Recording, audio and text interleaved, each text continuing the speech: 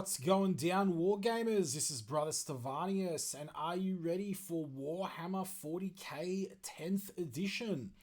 I think I am. I think I'm ready to come back to 40K after that debacle that was 9th.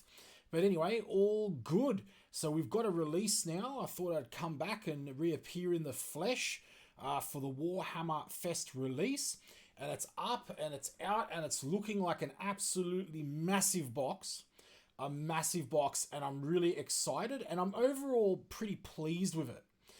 So I've made this video here basically just to share my thoughts on it, show my face again, talk a little bit about moving forward with the channel with Warhammer 10th edition.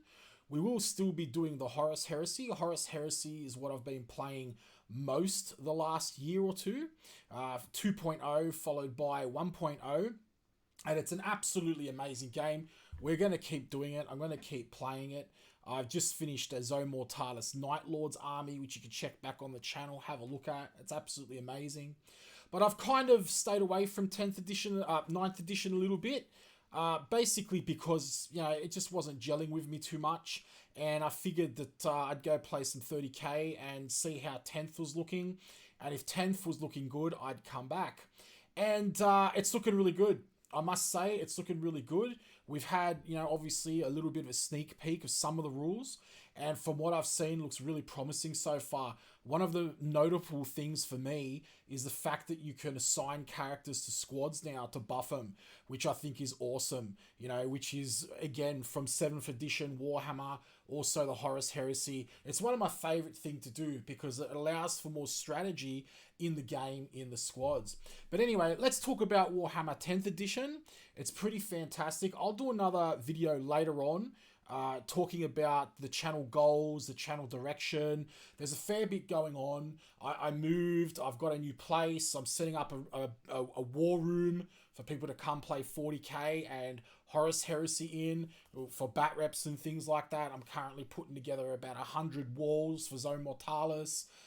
It's pretty epic. I've been working on about 4 computer games. That's where I was. I'll talk about it a little bit more later. But for all of you, thank you very much for saying subscribe to the channel. All right, I really do appreciate it. It's just a testament to how awesome you are and how privileged I am to have some fantastic subscribers here. And look, hopefully 10th is good. Hopefully Games Workshop have learnt their lesson after 9th edition. I'm pretty sure they have. Scurrying around there. Quick, patch it up. Adonis was telling me that, you know, he said that he actually summed it up. He goes, hey, Steve, you know, 9th editions, 10th edition seems like basically, you know, a little bit from like every edition of Warhammer. And I think that, like, that's actually a really good thing.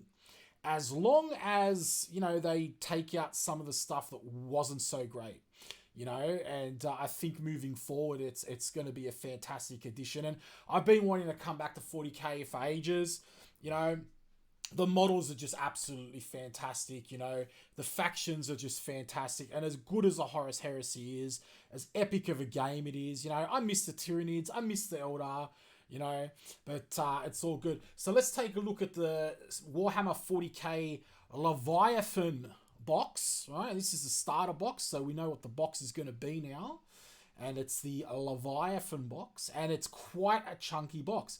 You got a whole bunch of Marines here. You've got a new Dreadnought, some Terminators, one of my favorite units in the whole Warhammer franchise. I just love Terminators, and it's not just because it's like, you know, the 80s Schwarzenegger Terminator, the name. No, I actually just love the look at them. They tactical Dreadnought armor, it just looks so aggressive. I just love it. And Tyranids, who I've always loved because they're basically an inspirational adaptation of H.R. Giger's Alien, which is something else I really love. And they're back, and I must say I'm not as impressed with the Tyranid side in terms of design, aesthetic design, cosmetic design, as what I am with the Marines. And, you know, I know a lot of people, they'll say to me, yeah, but Steve, like, the Marines look bloody the same. It's Primaris with some, you know, with some tabards and, you know, with some stern guard stuff and everything like that. Terminators are Terminators. They're just upscaled. But, yeah, that's the whole point. Like, you know, in design, when you have something and it's working, there's no point in changing it too much. And I think the Redemptor chassis from the Redemptor Dreadnought, comparing it to the old box Dreadnought, is a very big testament of just getting that design correct. But we'll talk a bit more about that later. The Tyranids are looking good. They're looking okay. At first, I was a little bit disappointed with them, I'll be honest, in terms of their aesthetics. The rules look good, though. I like the whole play on the psychic elements. It looks really good. And because they've got to play different to other armies, I know they use psychic elements before, but you can see that they're just really capturing that right now. They're putting emphasis on those mechanics for this faction, which is good. So it's not just like, oh yeah, it's your generic Necron army, it's just heaps of them, they're coming, and they're going to be OP. They look like they're going to have a different way to play, and they're putting more emphasis on that psychic stuff and in the box, and that's, I think, really awesome. So let's take a look here, what we've got in the box. All right, so the first thing we've got here, we've basically got a whole bunch of, I believe they're called Incinerator Marines. I remember seeing them in the Black Templar. So even though I wasn't playing 40k, I was still keeping tabs on some of the models because I was keep bashing them for Horus Heresy and stuff like that. Some of my Alpha Legion, Invictus Caesar, and it's a long story if you don't know 30k. Alpha Legion can take other units in the elite slot and use them in their army. So I was kit bashing stuff and that, so I was still buying it, but I always thought the Black Templars were cool, and I believe that's the same unit as the Black Templars have. I think it's called it's the Infernus Squad. I called it the Incinerator Squad, but it's the Infernus Squad. So the Infernus Squad is here, and that's really cool. We've also got the Stern Guard Veterans as well, which are awesome. Now, the thing is with the Stern Guard Veterans is that what I really like about them is that they're kind of a callback to the old Stern Guard Veterans, right? From the everybody likes to call them Firstborn Marines. I don't like that word, but that's basically what everybody likes to call them. I call it Mark 7 armor, okay?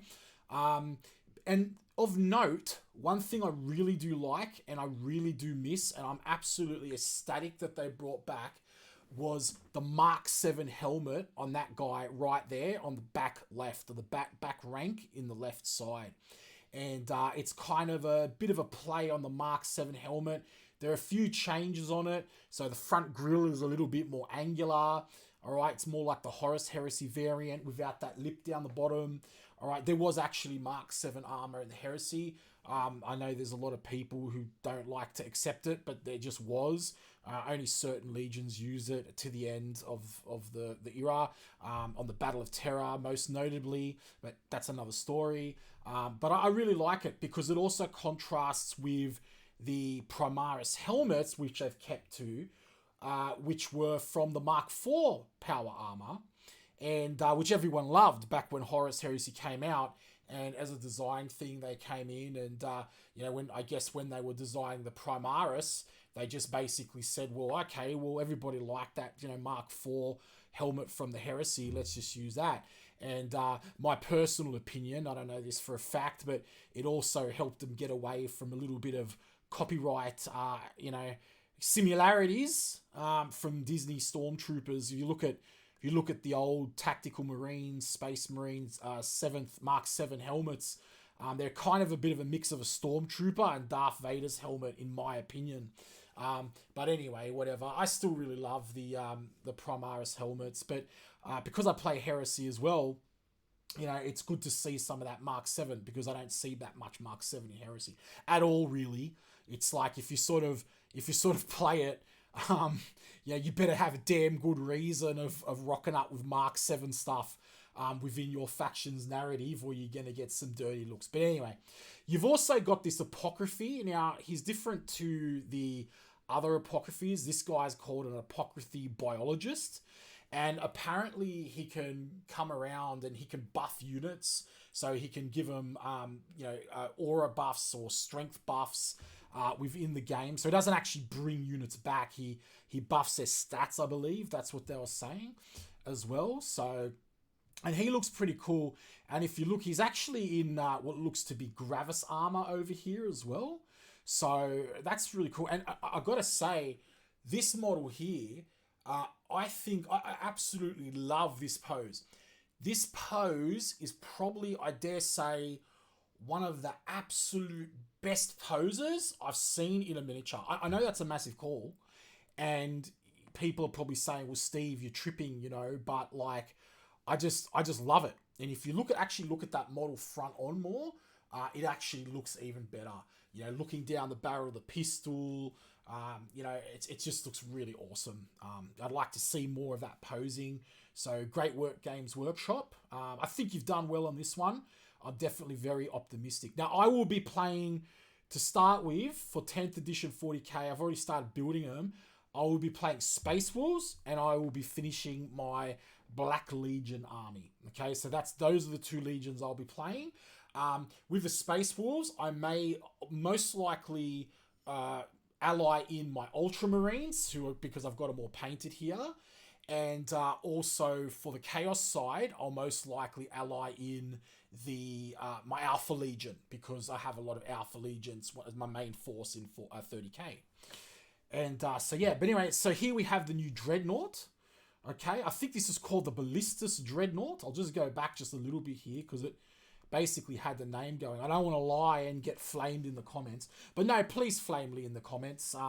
Yeah, that'd be fantastic. Let me know what you think. So yeah, the Ballistus Dreadnought, and I'm thinking this is looking pretty solid. I do have a few gripes with it though. First of all, I feel as though the legs are a little bit too long.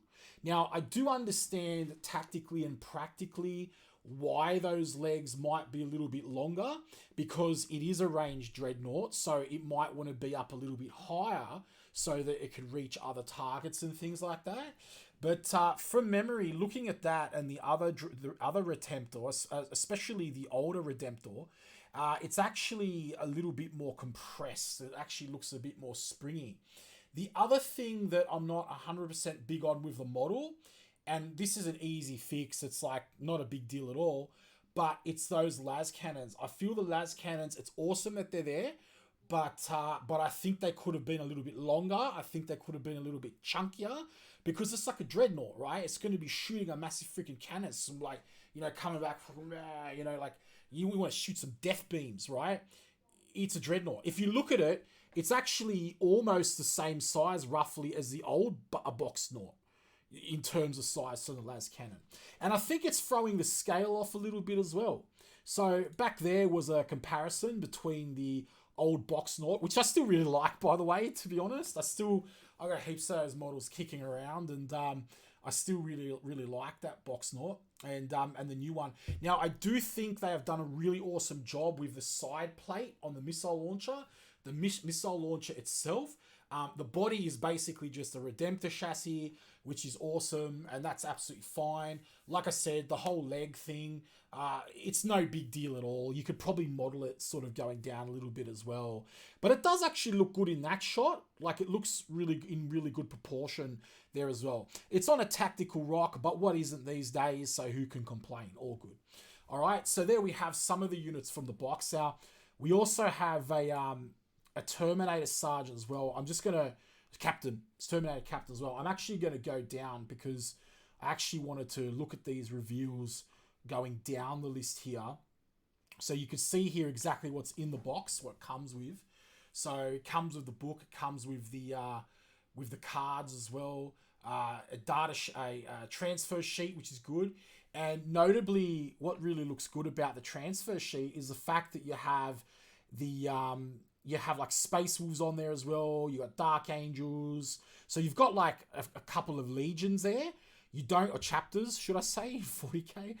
You've got a few chapters there. So you're not just limited to like, you know, just making them Ultramarines and having the decals for Ultramarines. One of the things I was a little bit disappointed with the Horus Heresy 2.0 release box, even though it was an absolutely fantastic box, was the fact that it just came with like Sons of Horus and Imperial Fists transfers. Now, not the biggest of deal, okay, but it would have been nice to have, you know, some of the variants there so you could go through and sort of change them up to what you want. Okay, But you've also got the rulebook here as well. Now, I believe, from what I'm hearing as well, the box set is going to be monopose. Now, Games Workshop usually do this with their box sets when they come out, especially the entry-level editions one. Now, a lot of people say, look, it's to save space in the box and all this kind of stuff like that, which, look, it probably is that, all right? But the other reason why they most likely do it is because if these are all monopose and you already have, say, like a bunch of Terminators or whatever from this kit, or the Redemptor Dreadnought, then when they re-release those models later on down the line as individual kits, and they're not monopose, they're customizable and posable, then that gives you another reason to spend more of your money and to buy that kit again or buy that unit again, right? So, it opens stuff up for conversions as well. So I'm not necessarily saying that's a bad thing, but I believe that's a thing. It's something that I found too, because I remember there was a few units that, Primaris Marines. I remember, the Dark Imperium box when it first came out. I got 2 boxes of that. I'll probably get 2 boxes of this as well, because I've actually got 10,000 points of Tyranids up the back up here. But they were all sort of monopose in the box. Then later on, they bought the packet out, and I ended up buying more of those Marines, because I could then go through, pose them, change things around, be a little bit more creative, and then I could mix them in the existing 8th edition Dark Imperium box and sort of have the army, a little bit more flavor and variety in the army, because the problem is with monopose is that I'm not against monopose. I actually don't mind it. It's fast to assemble, but the problem is when you're working with army filler units like troops, Primaris Marines, whatever, Terminators in this instance, then basically, if you're going to have too many that are posed the same, it can start to look a little bit repetitive on the tabletop, especially in bigger armies and things like that. But again, not a massively bad thing, just something to take note of. So you're going to get 25 Space Marine miniatures, you're going to get 47 Tyranid miniatures, you'll get an exclusive Warhammer Leviathan 40K rulebook, which apparently the rules will be online for free, but you can buy the cards and you can buy the book. I personally would be buying the books because I just love to collect them. I like to have them physically on me. Then later on, I'll probably get the digital versions and stuff like that or download it for free.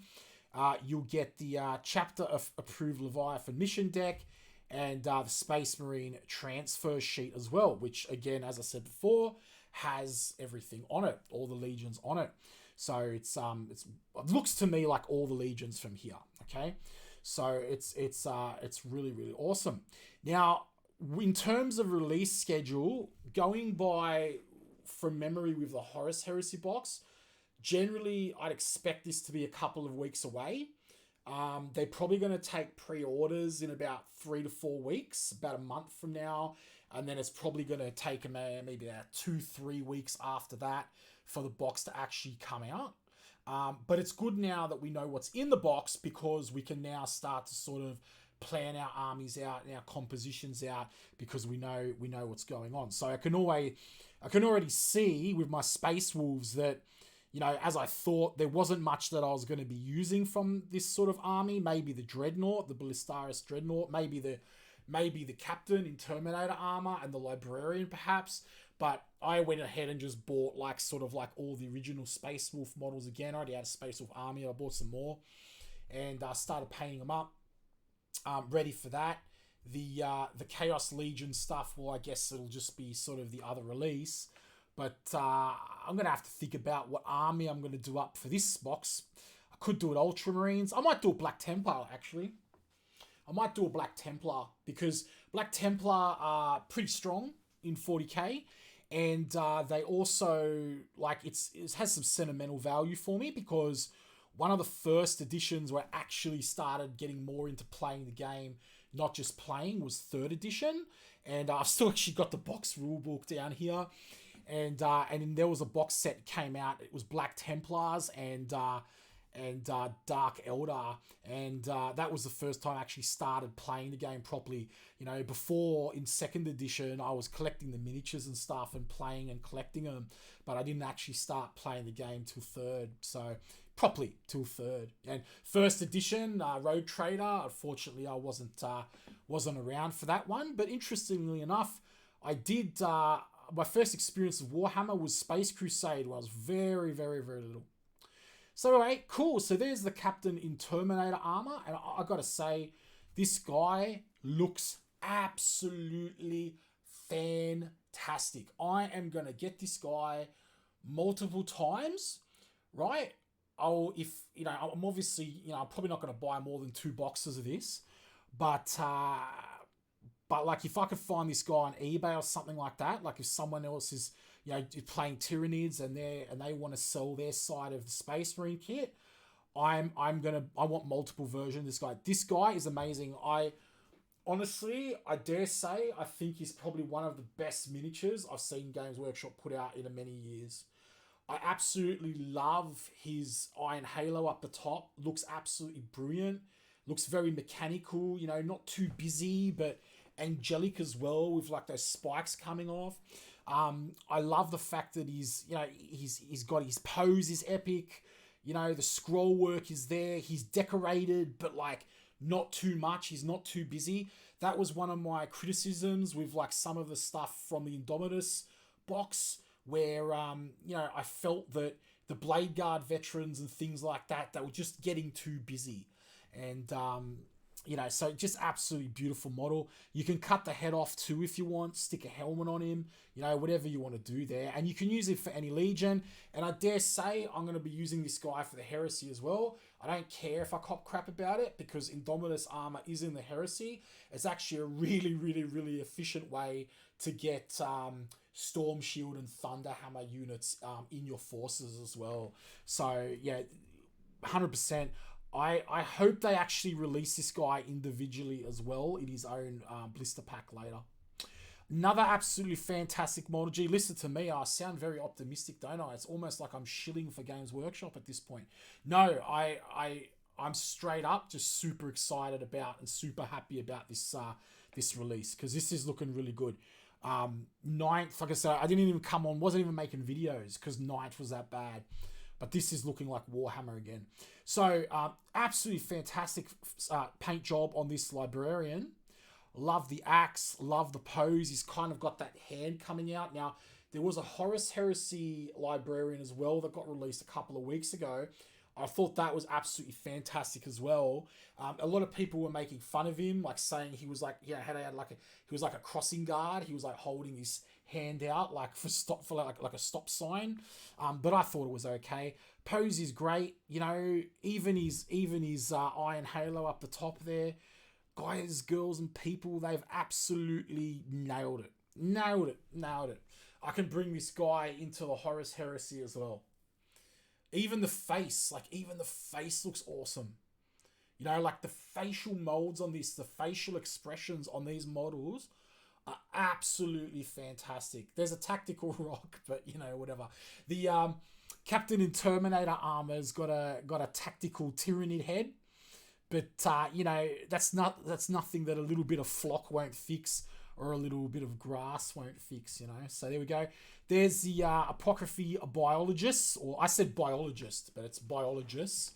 All right, by the looks of it. Very best pose in Warhammer. There's some parts here that you can kit bash. So his Narthesium and stuff like that up the top. It's like that servo arm. It's a bit of a servo arm, Narthesium sort of thing.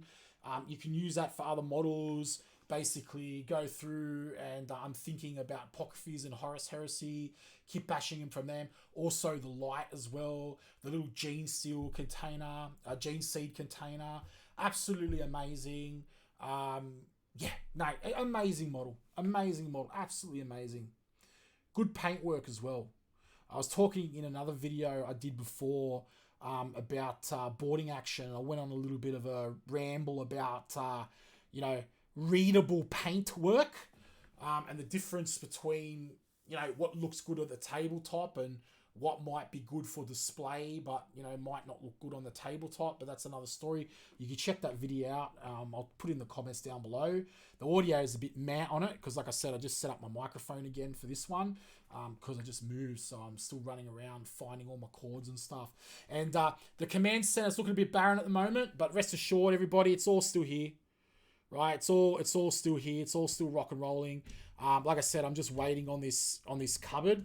So once this cupboard comes, the glass cabinet that they broke, I'm going to be sitting behind it. I'll finally have all my miniatures on display, and it's going to look awesome.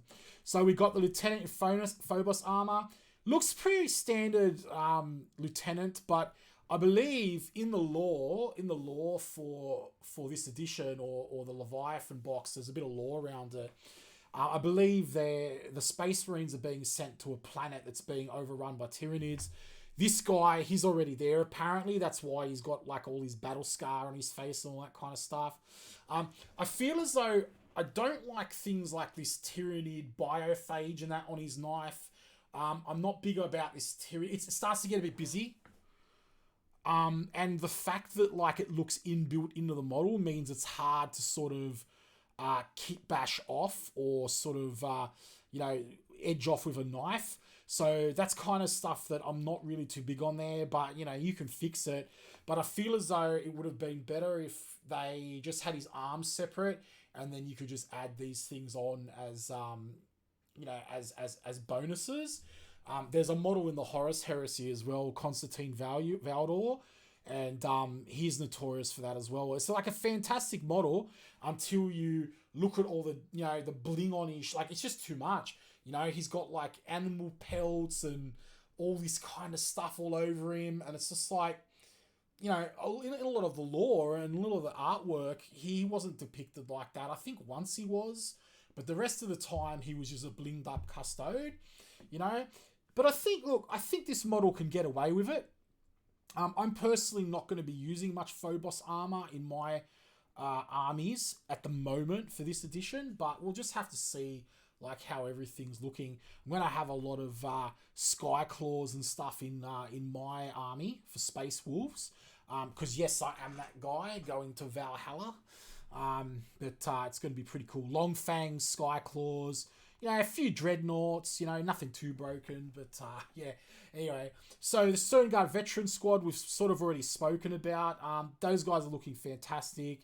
I'm not 100% massive on the tabard, basically going all the way up to his chest. I think it would have been enough just to have that there in front. But you know what? You could just paint it blue or whatever color your Legion is. You could probably cover that over with a bit of ornamentation, or yeah, just file it down and just get rid of that anyway. I think that's actually what I'll do. I'm probably going to put some putty in there and seal that off. No, I'm not big on it, you know, like it's not going to break the model for me, but I'm not big on it. So then we got the Terminators. Oh my god, these guys look fantastic. Oh wow, look at the checkered patterns on his power fist. Absolutely fantastic. Look, they're Terminators, and you know, there's nothing more to say about it. They're recognizable Terminators. You know, they've stuck to the original design, that iconic Terminator design, you know, but they just fixed the proportions up. I think mainly in the upper legs, right? Mainly in the upper legs, the proportions were just looking a little bit too comical on the older models. It's evident in some of the more specialist Terminator models as well, like the Wolfguard Terminators. You know, they've got these really skinny legs and they're like up the top and they're in these poses. And but these look like they're bang on. The bolters have got more definition now in the you know, in the muzzle area. And the good old autocannon, or assault cannon, should I say. The assault cannon, it looks like a classic assault cannon. It's just, again, more detail around the muzzles, right? So, you know, it looks like something off an A10 Warthog or something like that. At first, I was sort of like, oh, it looks a little bit too sort of modern military, like in our modern military. But then it sort of grew on me, and I was just kind of like, nah, that's That's awesome. I'm probably going to paint mine, give mine a red casing though, just to make it look a little bit more sort of like the older Terminators from the older editions. All right, so it's pretty cool as well. So you got your Teleport Homer, which I believe has been well redesigned as well. The older model was kind of upright more, looked very similar, but basically just had two of these things like sticking up. This is more on a slant, like something that would be thrown down from the sky or just slammed down in battle from the ground. And it's kind of got these little arms coming out of it as well, which looks good. I think it looks really good. You know, really good paintwork there, a bit of object source lighting there, not too much. I don't mind a bit of object source lighting. I'll talk about it in another video, but I have other reasons in terms of, you know, the battlefield lighting on the whole. Why I don't like models that go too crazy with object source lighting. You know, a little bit for plasma, a little bit, you know, for that, a bit of eye glow is fine. But I'll talk about it in another video. Like, subscribe to the channel if you're enjoying the content. We'll have a mad chat about it. It's gonna be awesome. So here we have the Infernus squad that I keep calling the Incinerators, and it looks like we get 9 of these guys in a pack. A lot of the poses are very similar here. This looks like that classic Assault Marine pose. Also the grenade pose here as well. It wouldn't surprise me if some of these poses were recycled from the Assault Primaris Intercessor pack. Not sure. I have to do a side-by-side comparison, but, you know, to be honest, they still look awesome, and I got better stuff to do. They're looking awesome. They will be brutal against Imperial Guard and things like that as well. Salamander's going to have a field day with these boys. I might even pull some of these models into the Heresy as well and use them for conversions and stuff like that for Flamers, although Flamer's kind of sucking a bit in Horus Heresy. Volkite's where it's at the moment for sure, because Plasma's been nerfed a bit as well. The Ballistus Dreadnought we've already spoken about, right? So, you know, looking fantastic. A little bit higher, a little bit more elevation on the legs. Makes sense though, practically. You know, and I think the las cannon could have been a little bit bigger, a little bit more exaggerated, you know, maybe sort of like out to here. Would have helped with the balance of the overall unit as well. But hey, you know, beggars can't be choosers. I just want to play proper Warhammer again. And yeah, so just please, Games Workshop, just get this edition out and have it be a proper functional game again without rule bloat. And yeah, anyway, all good. Book bloat. Yeah, anyway. Now we come on to the Tyranids. Now, I'd like to say about Tyranids, at first I wasn't massive on them. But then, as I went through and I thought about it, I actually was in favour of these designs. I wasn't massive on them at first because I thought they looked a little bit too inspired from StarCraft Zerg. Some of the shots, some of the artwork, particularly some of the box art that I saw at first, it looked a little bit too much like that. Also, you know, with the Psychic, the Psychic Hive Tyrant unit. Sorry, I forgot its name already, but it's there. It's that guy right there. You know, I thought that was a little bit of a callback to Starship Troopers. You know, the brain bug and that was cool. But there's things that I do like, and I'll get into it. I do like very, very much. One of the things I really, really like is this guy. So the Winged Tyranid Prime. I think he looks awesome. And the other thing is as well, what I realized is that the thing that makes these Tyranids good is that they're different to what's already out, so you can slot them in the army, but all the other new units, like, you know, the Homogons and the Termagons and things like that, the Venentropes, the Warriors, all that kind of stuff, they're all relevant. So it's not like Primaris Marines where you're just going to go and, you know, a lot of people will just replace them with the old Mark 7 armor. I mean, I didn't, but pretty much everyone just went, you know, Primaris because of the scale thing. But with the Tyranids and with these releases so far, they're going to slot right in. So you could still use all your other awesome, Tyranid units. Right, so, and that's one thing I really, really, really like about the Tyranids for this edition and the new editions. You know, this guy here, the Winged Tyranid Prime, pretty good pose. I'm not sure about the wings though, coming down like that. I would have liked him to have kind of more of a Batman thing where his like wings were like expanding out, but I suppose he's not a massive sort of hive tyrant, I guess. He's more of like a lieutenant kind of thing for the armies. It's like an alpha beast and stuff. But, you know, it specifically mentions here, you know, swooping from above, but at the same time, he's very grounded in his pose. He almost looks like, you know, a Tyranid warrior, and how a Tyranid warrior would attack. You know, I would have liked to see maybe at least one wing up in the air or something. But again, for the tabletop, it might be a little bit impractical. So then we've got the Neuro Tyrant. That's the one there, and I quite like this one. Kind of Lovecraftian, you know, with the Cthulhu sort of tentacles and things like that. And yeah, I sort of like his entourage there. I like this whole sort of crown going on. It's not a bad model at all. It's pretty good. It's a little bit busy, you know, when you're looking up the face and all that kind of stuff. But it's a Tyranid, you know, so you'd expect a little bit of that. So that's really cool. Now, this one I really, really like, the Screamer Killer. This is based off a very, very old Tyranid model. And they've done it up, and I think they've done a fantastic job here.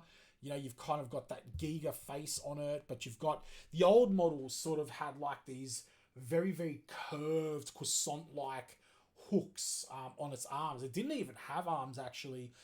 It was more basically just like, imagine like that body with stumpier legs and then hooks as arms. And you know, it was actually a really cool design, but it was very dated. And I really like this design because I feel as though it's modernized it a lot, okay, as well. So really, really good job there on that one. All right, then we got the Von Ryan Leapers. Now, I'm not 100% sure on the name of that one. I think maybe there was someone getting trolled at the Games Workshop office, perhaps. Or maybe they were honouring someone for their service or something like that. But the Von Ryan Leaper, maybe it might pop up in the lore that there might have been a scientist or something like that found this species of Tyranid, and that's why they were named after, you know, Professor Von Ryan of the Imperium Daystrom Institute or something like that. And I think it's fine, just as long as they work it into the lore, but it is a pretty unique name for a Tyranid, I must say, you know, but whatever, details, you know, it's completely fine. You know, it's not a deal breaker at all. Fantastic. So I'm just looking at this Screamer Killer again. I just realized it's got some like Predator dreadlocks coming out the back, and some kind of weird tail thing going on with a ball on it. I'll have to see the model from the other angle, see what's going on. But all in all, tactical rocks aside on every single one of these, except for maybe that one. Really good models, really good sculpts, and they're a good addition to an existing Tyranid army. I say again, addition, right? They're not replacing anything, and that's why I rate these guys. That's why I think they did a really good job. Again, you got your Termagants as well, and your Rippers, right? Once again, you can mix these in with your old Gaunts, and they will fit in. So even though they're modernized, you can mix them in and they will fit in. So very good design work there cosmetically. All right, and then you've got your Neuro Gaunts, which are essentially an upgrade to the Termagaunts. They're like a different, they're meant to work with that Psychic Tyrant, the Neuro Tyrant in some way. I think I read they were like artillery pieces or something, short range artillery, and they were meant to absorb wounds, psychic wounds. Oh no, sorry, these were the short range artillery, and those were the ones that were meant to absorb wounds, I think, for the Neuro Tyrant. So they're the Barb Gaunts. So you can see here, it's basically a, you know, propped up Gaunt with some kind of extra phage cannon or something, bioplasma cannon grown into its back, and it basically lobs short range artillery. So I believe something was said that it's similar to like frag grenades or something like that from afar. I think it could work. I think it sort of makes sense. I like the idea. It sounds a little bit different, and that's really good. But we'll just have to see how it works on the tabletop. One thing I did notice about the box is that there's, there are a lot more Tyranid models and Space Marine models. But that's pretty much to be expected because Tyranids are always going to have the numbers, right? It's always going to be swarm mechanics, more dice rolls. Space Marines, you're always going to have, they're always going to be more of an elite army, higher saves, more chance to save, but lower model count, overall. Now you've got the Psychophage. Now here, I really like this model. It reminds me of the Venom Crawler from I think it was called the Vanguard Vigilant box. So when the Venom Crawler for Chaos, when it first came out, I got a couple of them, haven't finished painting them. I had them up for the Alpha Legion army, stuff like that, but I went into 30k. But it kind of reminds me of that in pose, and I do like the mouth, like it's just got this like sort of network of teeth happening. If you actually turn the model around, you can see that the model has like this massive network of teeth and stuff like that as well. So that's really awesome. It's pretty brutal. And the only thing I don't like is the smoke. Now, I believe the smoke is meant to have some relevance in the game. So you're meant to get like some kind of -1 to hit or something like that. Let me know in the comments down below. It could be like a debuff or something to enemies in an aura. But I'm pretty sure I remember hearing that the smoke does have an in-game effect. So I understand that it's there. But again, I'm just not big on it on the models because I feel as though it can kind of look a bit silly if it's not painted correctly. And like even there, it's painted really, really well. And I just feel that it looks out of place. It doesn't really look like smoke, I think they could have left it off, but I'm happy if I can sort of cut those off, and I'm extra happy if that's an addition to the model. So like if it's a part that's loose, and you can prop it up, put it on, but it's pretty awesome. So that's the box. There's a rule book, right? The cards, the data sheets. And then you've got the transfers, and there's a bit of a sneak peek at the rule book, full of high quality imagery and photography as well, just as you come to expect from these rule books. That's the thing. Like, I mean, why wouldn't you want this rule book just for the picture alone? To just go through the book, check out some of the models, get pumped up for the new edition. It's going to be really, really cool. And there's a book as well, which is coming out. And I believe there's there was meant to be the Phobos guy. So there's the Apocryphy. And I thought that was the Phobos. I think that's the Phobos guy right there. And I think, that's where that tells the story of how he was, on the planet defending against the Tyranids or something like that. But don't quote me on that one, everybody. That's just what I sort of believe I heard him say in the stream. But that's it. So that's the 10th edition, the Welcome to Warhammer 40K 10th edition box, everybody. Look, don't forget to thumbs up the video. Please drop a comment down below, because it's going to be a fair bit of work getting this channel up and running again after so long. And I hope you enjoyed the content. It's really, really fantastic to see everybody again. Thank you so much for sticking with me and staying subscribed to the channel. And I will see you in the next video. Take care. Happy wargaming.